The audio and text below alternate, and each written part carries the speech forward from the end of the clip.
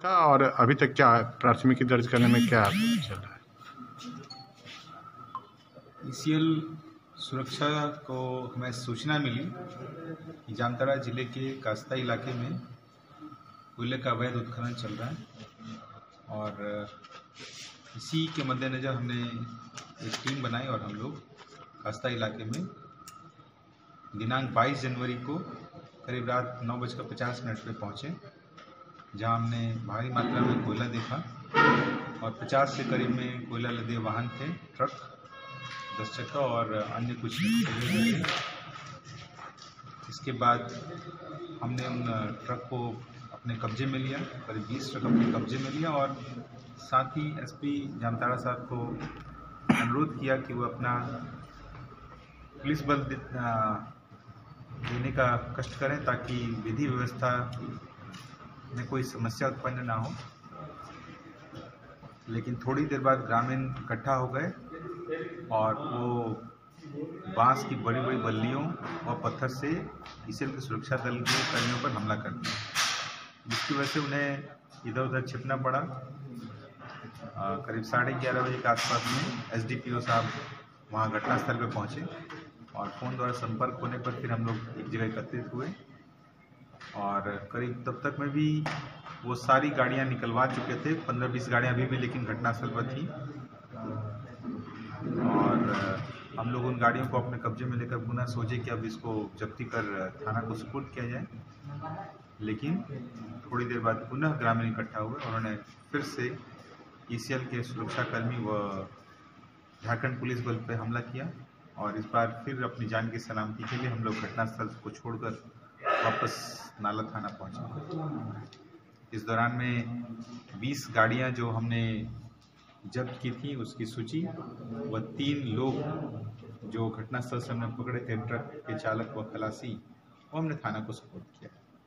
इसमें हमारे 7 कर्मियों को चोटें आई हैं और हमारे एक कर्मी का 12 बोर DBB है, डबल बैरल जो गन है, डबल बोर बैरल गन, उसका वो लूट लिया गया, जिसके साथ 10 गोली। इसके अलावा एक मोबाइल भी सैमसंग का वो छीन लिया गया है इस हमलावर के द्वारा। नमस्कार, आदाब, जोहार। सर्वप्रथम तो मैं आज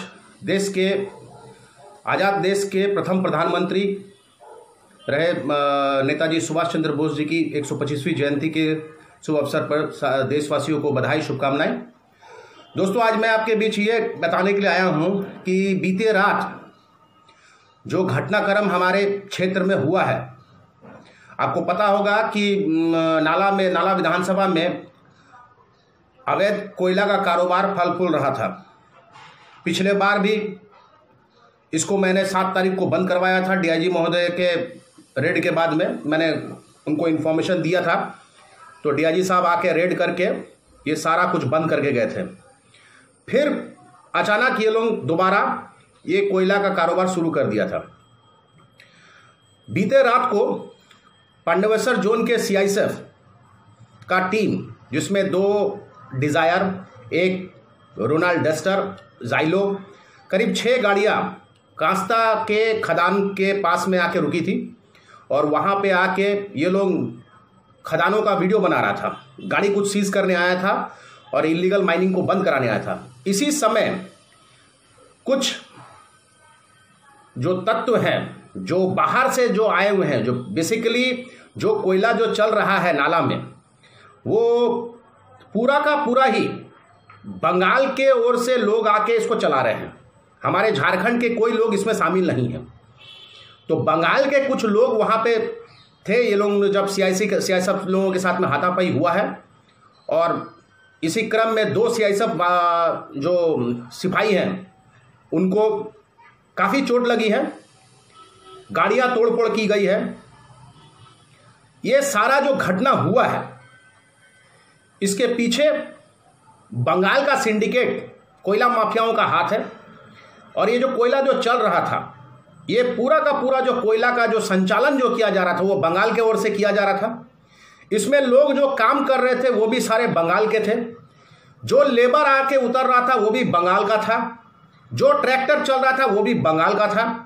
तो ये पूरा का पूरा जो सिस्टम जो चल रहा था कोयला का, ये पूरा का पूरा बंगाल के एरिया की तरफ से चलाया जा रहा था।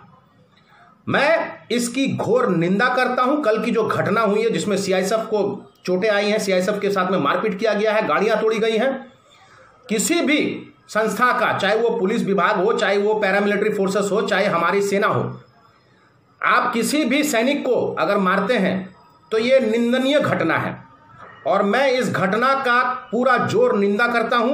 मैं झारखंड सरकार को, हेमंत सरकार को अवगत कराना चाहता हूं कि ऐसे कारोबारियों को, ऐसे जो 2 नंबर कारोबार जो चल रहा है नाला में, इसको तुरंत बंद कराया जाए। पिछले बार तो मैंने बंद करवा दिया, मैं भी इसके प्रयास में लगातार लगा हुआ था कि कैसे करके इस कोयला को बंद कराया जाए। आज सीआईएसएफ द्वारा ये सारा कुछ जो रेड किया गया है, जिसमें ये तोड़फोड़ मारपीट जो हुआ है, ये इससे इतना साफ पता चल रहा है कि नाला में अवैध कारोबार फल फूल रहा है। बीते दिनों मुझे भी पत्थर माफियाओं के द्वारा धमकी दिया गया है, जिसकी कंप्लेन मैंने मुख्यमंत्री जी को भी किया है। और आज की जो घटना है, मैं कप्तान साहब से, जामताड़ा कप्तान साहब से आग्रह करूंगा कि थोड़ा अपना समय निकाल के कि कम से कम एक बार क्षेत्र में आके दौरा करके ये जितने भी अवैध कारोबार जो चल रहा है इसको बंद कराएं। आज के लिए बस इतना ही। नमस्कार, धन्यवाद।